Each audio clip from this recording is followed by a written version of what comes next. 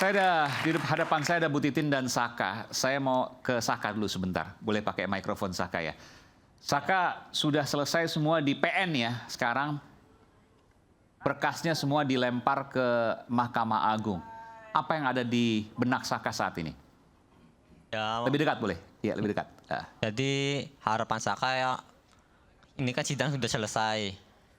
Tinggal menunggu keputusan. Jadi harapan Saka ini sesuai apa yang Saka harapkan. Saka yakin apa yang nanti diputuskan oleh Hakim Agung di Mahkamah Agung sesuai dengan harapan Saka. Insya Allah Saka yakin. Kenapa Saka yakin? Karena Saka sendiri yang menjalani. Jadi Saka tahu betul bahwa Saka itu ada di mana, dengan siapa, di tahun 2016, 27 Agustus. 2016, 27 Agustus. Oke. Dan Saka terus mengawal. Sudah ada informasi misalnya kapan akan diputuskan atau proyeksinya berapa minggu ke depan dan lain sebagainya. Saka sempat bertanya soal itu? Jadi kalau itu Saka nggak pernah nanya. Baik. Saya mau tanya pada Saka. Pada waktu Saka itu diperiksa, Ibtu Rudiana ikut memeriksa Saka? Kalau itu Saka lupa. Pokoknya dari pertama penangkapan itu di 31 Agustus Saka baru nyampe depan SMS 11 sudah dipukulin. Nyampe masuk mobil juga masih dipukulin. Oh, itu sedang ada semacam rekonstruksi begitu? Jadi pas penangkapan. Oh, pas penangkapan. Kok diajak di SMP 11? Jadi waktu itu kan Saka kan disuruh ngisi bensin. Motornya kan minta dianterin ke Eka Sandi. Oke. Pas mau dianterin, Eka Sandi sama teman-temannya ditangkap. Berapa orang waktu itu polisi di sana? 4 itu sama Rudiana. Oh, waktu itu Saka akhirnya ingat itu ada Rudiana. Ibtu Rudiana sempat memukul Saka juga? Kalau itu Saka nggak tahu. Karena? Nggak ngeliat. Jadi Mukulnya, kan waktu itu Saka katanya memang dipukul? Nggak ingat. Nggak ingat? Nggak ingat. Bu Titin mungkin bisa tambahkan. Sebenarnya tadi mau tanyakan, kan ini kaitan saya mau tanyakan ke Sumpah Pocong, nanti kan saya akan bisa tanyakan ke kedua belah pihak. Apa sih peran Ibtu Rudiana? Sebetulnya kalau misalnya saya kan mendengar pengakuan itu sulit Mas waktu di 2016. Saka tuh waktu di sidang 2016 pandangannya kosong Mas.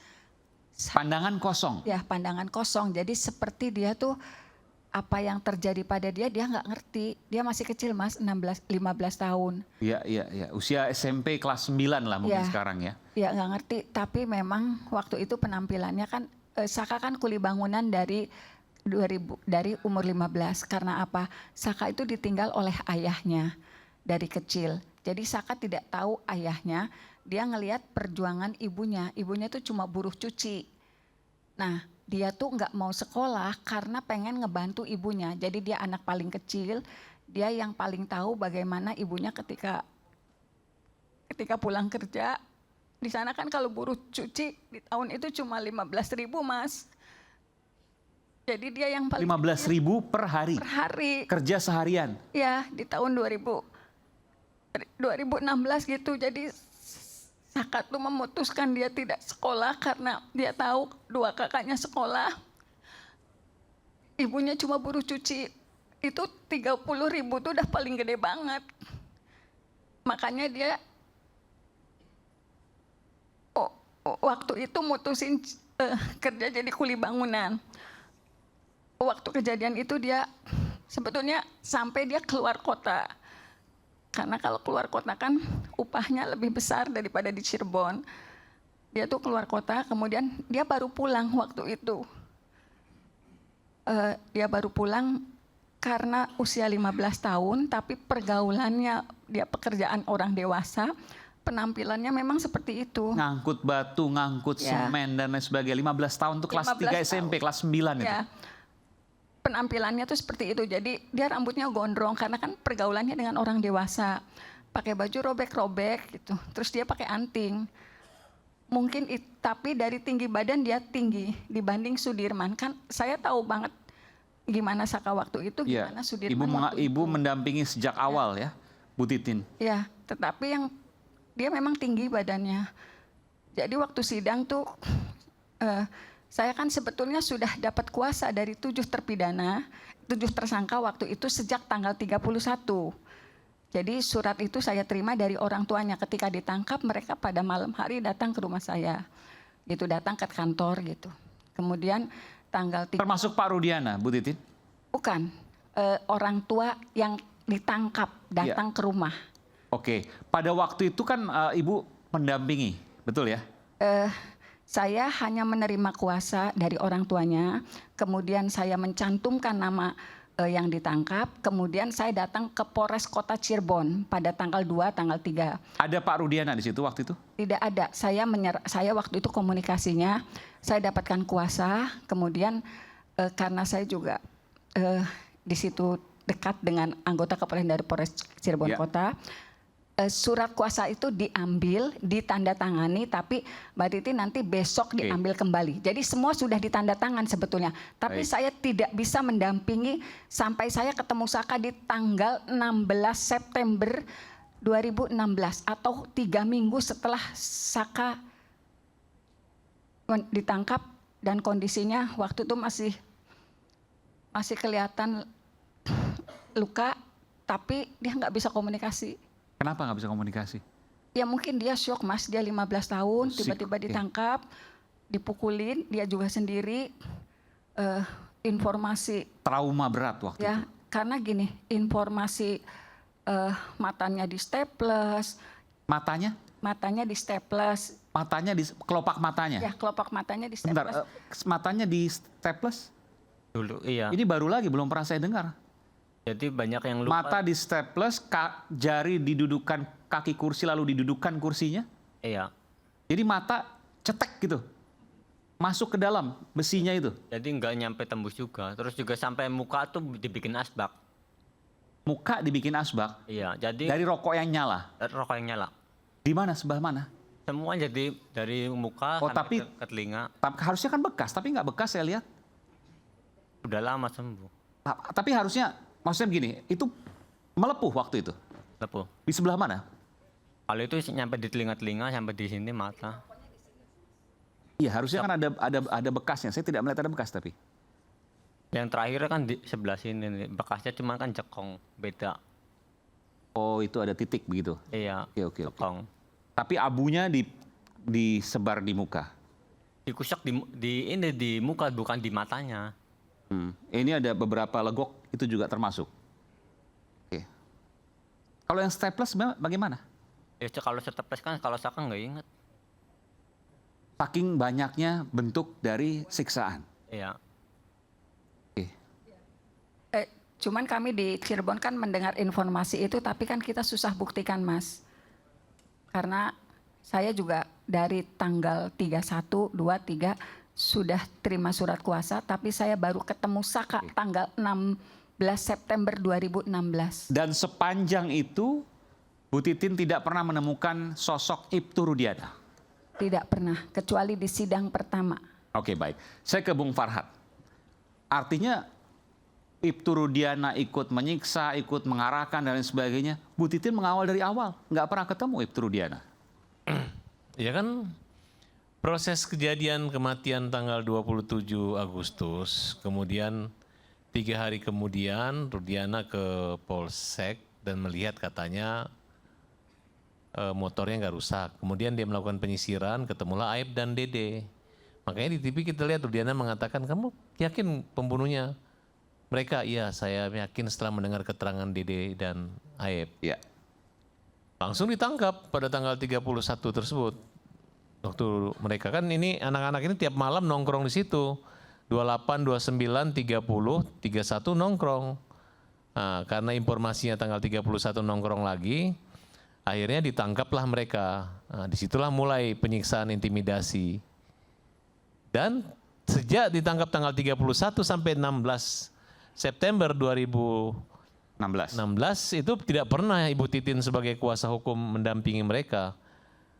Nah, jadi Disitulah Anda menduga Ibtu Rudiana berperan, banyak di situ. ya Termasuk karena soal pada penyiksaan. saat penangkapan hari kedua atau ketiga itu langsung dilimpah sama Polda.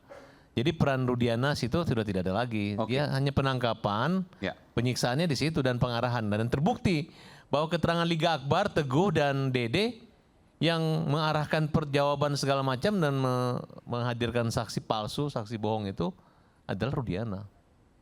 Itu yang kita tantang tuh Pak Anda Pocong. jangan menuduh orang, itu namanya menuduh. Ini pengakuan itu. di pengadilan. Jadi saya ingatkan saudara. Pengakuan di pengadilan, bukan kita tuduh ya. menjunjung Ini tinggi asas makanya praduga nonton tidak sidang. bersalah. Saya ingatkan itu. Silakan, kan sudah melaporkan. Saya ingatkan saudara. Kamu nggak Artinya perlu gini, ngingatin saya. Bukan, artinya Karena kita ini nggak di boleh pengadilan. menuduh sebelum adanya Nggak boleh, putusan yang ini telah kesaksian di berkuasa pengadilan. hukum tetap dan inkrah. Saksian siapa? Sebentar. Kita harus menyebutkan Saksian siapa? kata dugaan. Liga Akbar.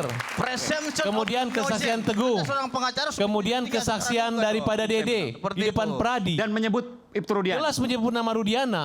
Jadi nggak bisa kita yang menuduh. Itu sudah fakta di pengadilan. Walaupun orang menyebut sebelum adanya putusan yang berkekuatan hukum tetap terhadap seseorang itu diadili, tidak boleh kita menuduh Itu sesuatu. teori. Pada intinya Bukan namanya masalah teori, itu moral adalah hukum. justice telah berlaku di negeri ini dan Ingat, masyarakat presumption of menyaksikan innocence. Makanya begitu saya ingatkan biadabnya saudara penyidikan saat untuk itu sehingga menghormati kita itu. menunggu keputusan Ya, keadil dari Mahkamah Jangan asal menuduh Agung. orang. Kalau memang dia melakukan itu silahkan laporkan. Kamu hanya bisa berteriak Gitu loh, begitu. silakan Bentar, pidana. bentar. Teriakanmu itu tidak Jadi berkualitas. ada hukum yang Sebentar. berlaku Tidak di sini, berkualitas. gitu. Kalau seandainya Tentangan dan memang- kesaksian di Bung pengadilan. Aiman. Begini Bung Saya, Aiman. saya mau tanya, kalau seandainya memang melakukan seperti itu, laporkan. Itu Iya. itu jelas itu. Bisa Jadi, dilaporkan. Kalau memang ada pelanggaran yang dilakukan oleh klien kami, silakan lakukan sesuai dengan proses hukum. Jangan menghakimi seseorang, jangan mengadili seseorang, gitu loh. Beliau ini kan sudah pernah diperiksa oleh tim asistensi dan sudah 6 kali juga diperiksa oleh tim asistensi. Dan melalui Pak Sandi di Pisumas Mabes Polri mengatakan tidak ada pelanggaran SOP yang beliau lakukan. Dan perkara ini juga kan sudah dilaporkan oleh rekan dari Jutek Bongso. Dan sampai saat ini belum ada putusan yang berkuatan hukum tetap bahwasannya yang bersangkutan melakukan penyiksaan. Jadi janganlah kita menggiring opini Rudiana melakukan penyiksaan sebelum adanya putusan yang berkuatan hukum tetap terhadap beliau. Itu namanya kita main hakim sendiri. Kita ini mau percaya pengadilan atau percaya asumsi-asumsi seperti itu. Tidak boleh. Kita harus menghargai orang. Tapi yang sebenarnya melekat jangan pada diarahkan pribadi ke orang, situ. gitu loh. Ketika ini kan baru terkuak, baru terungkap ada yang mencabut, baru di pengadilan. Uang yang mana? Pertanyaannya kan belum ada putusan yang- Saksi-saksi yang mengaku nanti kalau dan memang merasa ada nanti nggak jelas netizen masalah bilang oh saya dipukul masalah tapi itu nggak ada nanti putusan pengadilannya, pengadilan nggak nomor bisa 2 yang seperti jelas itu. Nggak saksi bisa, itu Bung Farhan. sudah mencabut resmi di Silakan pengadilan proses kalau dan memang sudah ada menyatakan perbuatannya ini gitu loh. merupakan kenyataan bahwa Rudiana yang mereka sama mengarahkan dia. Apalagi mau nunggu sidang lagi, sedangkan mereka terus dihukum seumur hidup Yang seluruhnya. namanya penganiayaan Dan itu sudah menjalani adalah 8 perbuatan tahun. pidana. Perbuatan pidana itu lapornya kemana? Ya ke polisi. Tidak ada, Silakan kalian tuh proses. hanya ngomong-ngomong aja, hanya Gitu loh, bukan udah tunggu ngomong-ngomong kesalahan aja. kalian udah Anda terungkap. percaya nggak penegak hukum? Sudah terungkap bahwa Anda ini seorang penegak hukum. saksi-saksi ahli dan saksi Harusnya fakta yang Anda kita percaya kepada tampilkan di polisi, situ Oke, baik, kejaksaan, baik. dan Mendukung. pengadilan. Dan ada Bukan kezaliman malah di situ. menghakimi. Ada Saya ke Pak Arianto. Seperti itu. Pak Arianto. Itu nggak namanya nggak fair. Iya, Pak Arianto, Anda sempat mengatakan Anda meyakini bahwa Ibtu Rudiana itu, saya harus tanyakan dulu, Ibtu Rudiana tidak melakukan apa yang kemudian dituduhkan. Sehingga Anda meyakini ketika Ibtu Rudiana diminta untuk Pak Pocong pun, maka ia pasti akan melakukannya atau berani setidaknya. Betul demikian, Pak? Enggak, jadi gini. Sejak pertama ya saya masuk ini ya, membahas ini itu. Iya. Itu kan judulnya kan dulu suatu perkara yang sudah diputus inkrah ya. Tetapi kemudian para terpidananya itu merasa diadili dengan tidak adil ya gitu. Dengan cara yang tidak benar, dengan pengadilan yang sesat dan sebagainya. Dan kemudian kepada tuduhan bahwa itu bukan kasus pembunuhan yang seperti yang divonis itu, tapi itu adalah kasus yang direkayasa oleh Rudiana, gitu kan. Kira-kira begitu kan. Jadi di mata saya dulu waktu itu karena secara teoritis ya, kalau penyidikan itu sudah sampai kepada jaksa, berarti tugas polisi itu bagus. Selesai. Oke. Kalau itu diamini oleh hakim, diputus dengan berat, itu berarti tugas ini sempurna. Itu secara teoritis kayak gitu. Apalagi 3 tahap pengadilan. Ya, itu secara teoritis gitu. Tapi Ya. kemudian kan itu jadi terbalik setelah 8 tahun kemudian ada film itu kan. Ada film kemudian ada apa-apa pernyataan-pernyataan kesaksian yang mencabut dan sebagainya. Sekarang berbalik gitu bahwa itu tidak benar semua. Tapi sayangnya kemudian tuduhannya kepada Rudiana itu gitu loh. Saya waktu itu menentang gini ya, nggak percaya. Seorang Aibtu itu nggak akan mungkin dia bisa mengendalikan kasus mulai dari Polsek kemudian sampai Polres. Sakti banget gitu kan. Kok sakti sekali gitu terus. Kemudian ada lagi tuduhan-tuduhan bahwa karena dia terlibat narkoba dan sebagainya kan gitu kan. Nah, jadi seperti itu saya pikir. Tapi saya harus tanyakan juga, saya harus adil juga Pak, begini. Oke, tidak bisa melakukan, tapi membiarkan ia masuk ke dalam kasus dan kemudian melakukan katakanlah sesuatu gitu dalam kasus itu. Karena Itulah yang anaknya saya tanyakan, kan ini saya kemudian menjadi jiwa, katakanlah ya, misalnya bahwa ya ini kan anaknya teman saya, ya silahkan kalau dia masuk. Mungkin nggak seperti itu Pak? Itu dugaan umum pasti seperti itu kan. Makanya saya tanyakan kepada dia. Ini saya baru bisa kontak dengan Rudiana itu baru seminggu yang lalu. Oke. Nah, selama ini saya ngomong ya belain dia, kepentingan dia itu. Apa pertanyaan Pak Arianto pertama kali ke Rudiana? Ibtu Rudiana? Saya kan minta tolong telepon ya, menarik ini. kasih tahu, terus saya telepon, dia nggak ada, terus dia telepon balik, saya telepon balik, Rud, Anda itu ya punya perkara, saya bilang itu. Selama ini tahu nggak, kalau saya ngomong di TV itu saya nggak pernah dapat input dari mana-mana, dari Polda juga nggak dapat, dari Anda juga nggak dapat, itu berdasarkan analisis saya sendiri aja kan gitu kan. Nah sekarang Anda kan dituduh kayak gitu. Anda kenapa nggak mau muncul, gitu kan saya bilang tuh. Kalau saya dari Anda ya, saya akan tampil di depan media, akan saya tantangin orang yang menuduh saya itu. Tapi kalau memang Anda jujur ya, saya dulu juga pernah kayak gitu, sering sumpah-sumpah kayak gitu. Demi membela kejujuran, saya berani bersumpah, bahkan taruhannya adalah anak saya bilang gitu. Kalau seandainya saya tidak, singkatnya gini ya, kalau seandainya saya tidak jujur ya, biarlah anak saya, dilaknatkan, gitu. Tapi seandainya saya jujur dan Anda menuduh, anak Anda yang dilaknat Tuhan. Gitu. Berani nggak kamu ngomong di media gitu? Berani saya gitu. Jadi, Jawaban Pak Rudiana? Ya, tapi yang penting kamu jujur aja. Iya Pak, saya emang gitu. Dia ngomong gitu. Saya jujur gitu ya? Iya. Jadi kalau Anda jujur, tampil di media. Makanya kan kemarin kan, kemarin itu tampil dengan sendirinya. Nggak tahu itu karena saya sarankan atau memang waktunya pas dia tampil, saya nggak ngerti. Tapi yang jelas Anda jangan ngumpet, tampil di media. Wong polisinya sekarang kan digebukin banyak gara-gara Anda, saya bilang itu. Gara-gara mempertahankan Anda katanya gitu. Tapi Anda sendiri nggak mau keluar kan, jadi semua. Dan Pak Arianto meyakini bahwa Ibtu Rudiana, waktu itu Aibtu ya, masih Bintara. Aibtu Rudiana tidak akan mungkin bisa sesakti itu melakukan apapun yang dituduhkan saat ini. Perkiraan saya seorang Aibtu tidak akan mungkin bisa merekayasa kasus itu ya, sampai ke tingkat Polres, sampai ke tingkat Polda, sampai ke tingkat hakim dan sebagainya. Oke, itu satu hal. Tapi bahwa kemudian mempengaruhi saksi-saksi Liga Akbar, DD dan lain sebagainya, kan mungkin saja. Kalau perkiraan saya ya waktu itu ya, karena dia ngakunya apa sama saya kan gini, ya Pak, ketika itu kan saya dapat anak saya meninggal gini, kemudian saya mengadakan penyidikan, saya dapat penyelidikan ya, saya dapat informasi dari Asep itu, kemudian cerita begitu, kemudian 3 hari kemudian saya ambil dengan anak-anak buah saya hanya kira 15 menit Pak. Saya interogasi, kamu mukulin enggak? Dipukulin? Enggak, dia bilang gitu. Terus kemudian diserahkan ke Polres. Habis itu dia bikin LP dan kemudian setelah itu penyidikan selanjutnya oleh Polresta. Sampai selanjutnya dia nggak ngikutin dalam penyidikan itu. Nah kalau dia ceritanya kayak gitu kan mana mungkin dia mengendalikan itu. Tapi kalau mempengaruhi saksi-saksi bisa saja kan Pak Arianto? Mempengaruhi saksi-saksi? DD, Liga Akbar. Saksi Pak meskipun dipengaruhi ya Pak, tapi akhirnya kan saksi itu nanti akan disidang. Di sidang kan sudah lepas daripada pengaruh yang lain-lain. Sedangkan di sidang pengakuan daripada 8 orang itu masih tetap sama itu. Itulah yang saya menjadi ragu ya. Bukannya saya bela Rudiana. Artinya apapun yang ditarik saat ini, setelah 8 tahun kemudian, itu patut dicurigai. Bahwa itu bukan yang sebenarnya, yang saat ini. Maksudnya gimana? Kan Liga Akbar baru menarik pernyataannya setelah 8 tahun kemudian. Enggak, saya menjawab tadi pertanyaan Pak Iman ya.